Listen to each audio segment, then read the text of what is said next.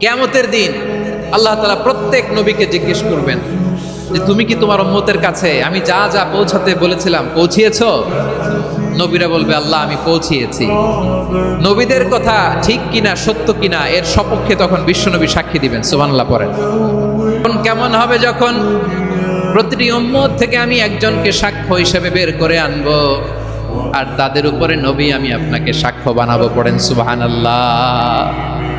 তাহলে সব উম্মতের ব্যাপারে সেই উম্মতের নবীরা সাক্ষ্য দিবে আর ওই নবীদের উপরে আমাদের নবী বিশ্বনবী সাক্ষ্য দিবেন। সুবহানাল্লাহ পড়েন।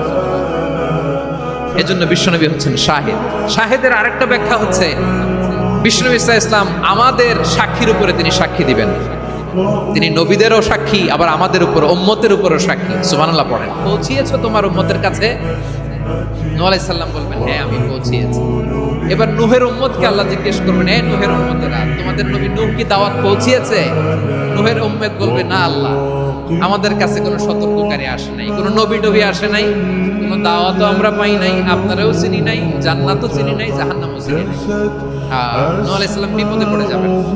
তখন আল্লাহ বলবেন নূহ তুমি বললা পৌঁছিয়েছো, তোমার উম্মত বলে কিছু পায় নাই। নূহ তোমার কি কোনো সাক্ষী আছে? তোমার কথা আর তোমার উম্মতের কথা তো মিলে না।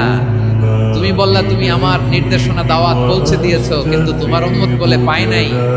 নূহ তোমার পক্ষে কোনো সাক্ষী আছে? নূহ আলাইহিস সালাম বলবেন আছে। কে?